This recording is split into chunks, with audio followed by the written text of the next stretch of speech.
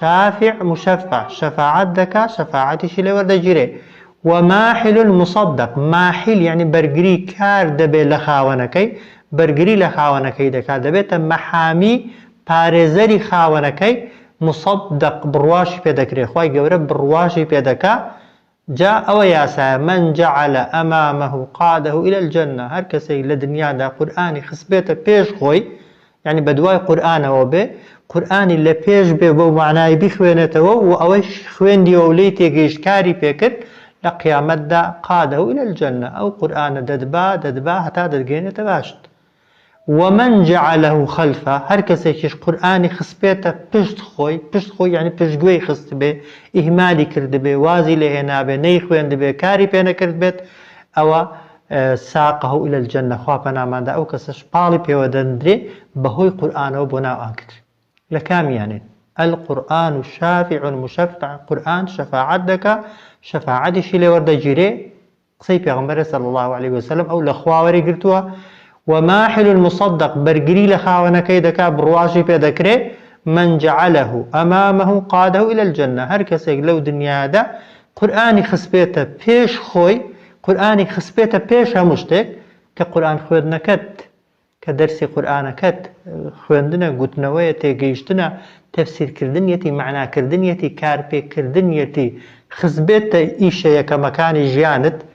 لفكر برنامج دا يكم شد بجرينجي بيدا دا اهتمامي بيدا دا دلنيا بلا قيامتش دا او قرآن دست الدقري ددبا بيش الدكتا ندخاتا ناو بهشت لناو بهشتش دا تا ندقيني تا بلا برزكاني بهشت واز لنا هنا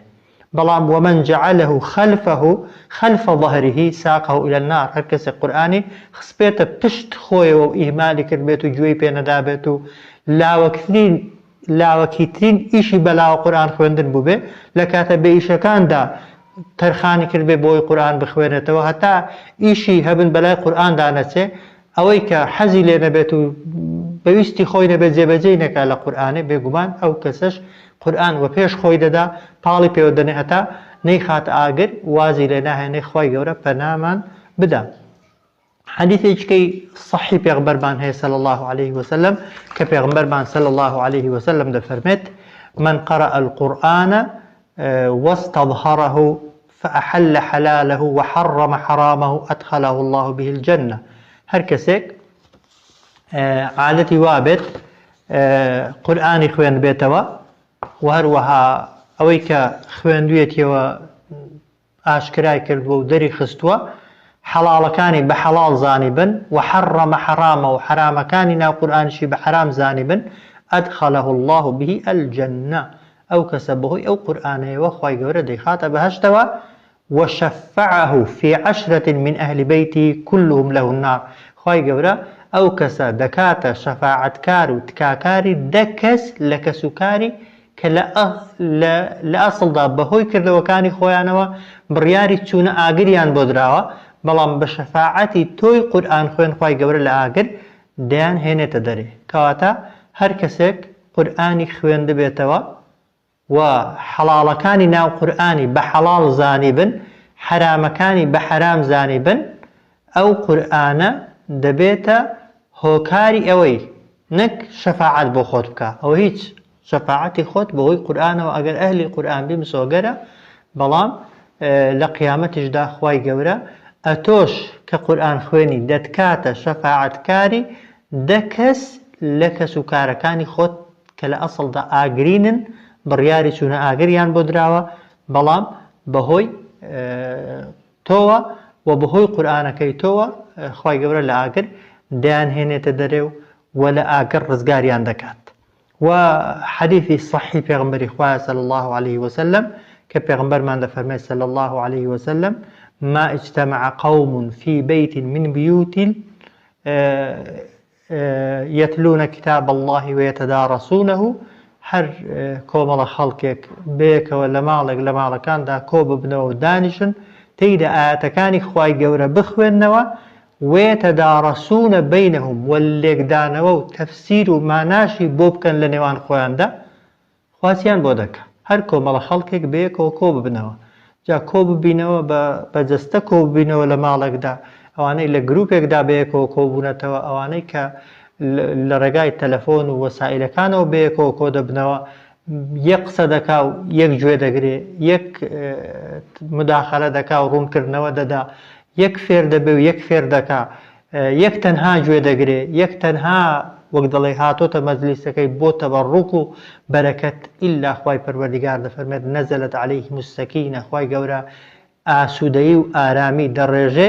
بەسەر دڵ و دەرونی ئەو کەسانەی کە لەو مەجلیسانەدان، وغەشیەتهم الرەحمە، ڕەحمەت و میهرەبانی خوای پەروەردیگار دایان دەپۆشێت، وحەفەتهم المەلائکە، فریشتە دەورەیان دەدەن، وذاکەرەهم الله فی من عنده، خوای گەورەش لە ئاسمانەکان لە لای مەلائکەتەکان باسی ئەو کەسانە دەکات، شانازی بەو کەسانە دەکات کە لەسەر زەوی کتێبی خوای پەروەردیگار دەخوێننەوە و خەریکی لێکدانەوە و تەفسیرکردنی ئاەتەکان و فەرمودەکانی پێغەمبەرن صلی الله عليه وسلم. بۆیە دڵتان خۆش بێ ئەوانەی کە ئەهلی قورئانن، ئەوانەی کە بەیەکەوە لە شوێنێک، لە جێگایەک، لە ماڵێک، لە بنکەیەک، لە مەدرسەیەک، لە مزگەوتێک، لە حوجرەیەک بەیەکەوە خڕ دەبنەوە و دوو کەس و سێ کەس و دە کەس باسی خوا دەکەن، باسی قورئانی خوای پەروەردیگار دەکەن بە هەر جۆرێک لە جۆرەکان بێت، بتەوێ فێر ببی، بتەوێ فێرکەی، فێر ببی یا فێر نەبی، لە نەتیجەدا ئاسان فێر بی یا زەحمەت فێر ببی، دڵنیا بە سەکینەت و ئارامی خوای پەروەردیگارت مسۆگەرە و ڕەحمەت و میهرەبانی خوای پەروەردیگار بە بەردەوامی دەڕژێ بەسەر تۆ و مەجلیسەکەت و دەوروبەرتدا، کۆڕەکە تەنهانی مەلایکەت لەگەڵتدان، فریشتە لەگەڵتدان، و هەروەها خوای پەروەردیگار لە ئاسمانەکاندا، تۆ لە زەوی کتێبی خوا باز دەکەی، خوای گەورە لە ئاسمانەکاندا ناوی تۆ دێنێ و باسی تۆ دەکات. بۆیە پێغەمبەرمان صلی الله عليه وسلم دوو حەدیثمان هەیە، طبعا یەکێکیان دەفەرمێت الماهر بالقرآن مع السفرة الكرام البررة، ئەو کەسەی کە قورئان دەخوێنێتەوە لە قیامەتێ خوای گەورە لەگەڵ نوێنەری مەلائکەتەکان حسابی دەکات، ئەوەندە ڕێزی لێ دەگرێت. الماهر بالقرآن مع السفرة الكرام البررة، ئەو کەسەی کە قورئان دەخوێنێتەوە و شارەزایە لە قورئان خوێندنەوە لەگەڵ نوێنەری مەلائکەتەکان فریشتە هەڵبژێردراوەکاندا مامەڵەی لەگەڵدا دەکرێت. حديث كمان هي بيغمر فرميت صلى الله عليه وسلم أهل القرآن أهل الله، واني أهل قرآن لقل قرآن دانا أهل إخوان خواهي قورا بكسي خوي حسابي عندكات أو قورية أو فضلاء أو رزاء بدس كده كويت. ومجديكي زور خوشش بو كساني كزحمة فيردبن بيغمر من فرميت صلى الله عليه وسلم الذي يقرأ القرآن ويتعنعن فيه فله أجران، ئەو کەسەی کە قورئان دەخوێنێتەوە بە زەحمەت کەلیمەکان و وشەکانی بۆ دێن و فێربوونەکەی لەسەر قورسە دوو خێری بۆ دەنووسرێن. خێری ماندووبوونەکەی کە زەحمەت فێری دەبێت و خەفەتی لێدەخوا، خێری فێربوونەکەشی کە نیسبەتێکی هەر فێر دەبێت. بۆیە دڵنیا بە ئەو کەسەی کە فێر دەبێت و ئەوەی کە فێر نابێت، مادام لەگەڵ قورئاندایە، مادام خەریکی قورئانە، مادام دەیەوێ قورئان لەبەرکە، مادام دەیەوێ فێری قورئان بێ، مادام دەیەوێت لە قورئان تێبگات، مادام دەیەوێت کار بە قورئان بکات، دڵنیا بن هەموویان لای خوای پەروەردیگار گەورەترین ڕێزیان لێ دەگیرێت و بە نەسی حەدیثەکەی پێغەمبەری صلی الله عليه وسلم لە چاکترینی ئومەتەکانی پێغەمبەر صلی الله عليه وسلم. بۆیە هەرگیز نێ بە خەیاڵتدا ئەگەر بە زەحمەت فێری بووی لی بێتاقەت ببی، ئەگەر ئاەتێک بە زەحمەت پێت لەبەرکرا بێتاقەت ببی، چونکە مژدەت لێوێ زۆر جار خوای گەورە کە زەحمەت ئاەتێکت پێ لەبەر دەکا خۆشی دەوی. دیقەت دێ ئەگەر سوورەتێکمان بە یەک جار خوێندنەوە بێتە بەرێ، تەنها یەک جار دەیخوێنینەوە و لەوانەیە مانگەی جارێکیش مڕاجعەکەینەوە ئەگەر لە بیرمان نەچێتەوە و هێندە زیرەک و زەکاوەتمان هەبێ. بەڵێ زەکاوەت و زیرەکی بەخشی خوایە، بەڵام هێندێک جار عەکسەکەی بۆ قیامەتمان قازانجا. بەڵام کەسێک هەیە بە نمونە سوورەتێک دەبێت 100 جار بخوێنێتەوە ئەو جار دێتە بەری، کامیان خێری زۆرتر بۆ نووسراوە؟ ئەو کەسەی بە یەک جار سوورەتەکەی هاتۆتە بەرێ کە چەند پیت بێ، طبعا هەر پیتەی بە 10 جار خێر بۆ نووسراوە، بەڵام ئەو کەسەی 100 جار سوورەتەکەی دووبارە کردوتەوە ئەو جار لەبەری کردووە. کەسێک ئاەتێکی بۆ دەخوێنیەوە یەک جار بە یەک جار فێر دەبێ، خێری یەک جار خوێندنەوەکەی دەگاتێ. بەس کەسێکی دیکە ئاەتێکی 20 جار پێ دووبارە دەکەیەوە تا ڕاز دەبێتەوە، تا هەڵەکانی ڕاز دەکاتەوە، کامیان خێری زۆرتر گەیشتۆتێ؟ بێگومان ئەو کەسەی کە درەنگتر فێر بووە و بە نیسبەت ئەوانەشی کە دەرس دەڵێنەوە خوشکانی ئازیز بە تایبەتی ئێوە هەمووتان ئەهلی برایانی بەڕێز خوشکان ئەوانەی جەنابتان ئەهلی قورئان و زۆری نەتان بە تەمای ئەوەن ئەگەر مامۆستاژ نەبن ببنە مامۆستا ئەوەش بکەن بە قاعیدە ئەو تەڵەبەیەت کە ئاسان فێر دەبێت بەڵێ دڵت پێی خۆشە زەخیرێ و توێشویە بۆ قیامەتت بەڵام دڵنیا بە ئەوانەی کە بە زەحمەت فێر دەبن ئەوانەی کە پێیانەوە ماندووتر دەبێت ئەوانەی کاتیان زۆرتر پێدەدەی ئەوانەی کە زۆرتر خەفەتیان لەوان لێ بخۆی لەبەرەوەی ئاسان فێر نابن ئەزرەکەیان زۆرترە بۆی هەرگیز زیرەکی و پێوەری نەبۆ خۆت بکە بە یعنی زیرەکی و تەمبەڵی نەبۆ خۆت بکە بە پێوەر نە بە زیرەکی لە خۆبایی ببە چونکە نعمەتی خوای پەروەردیگارە و دەبێت شکری خوای لەسەرکەی نە بە تەمبەڵیش نائومێد ببە چونکە تەمبەڵیش جاری وهەیە خوای گەورە خێری بۆ تۆ دەوێت و کاتێکیش تەڵەبەیەک دێتە بەردەستت هەرگیز ئەوە لە مێشکی خۆتدا مەسەپێنە ئەو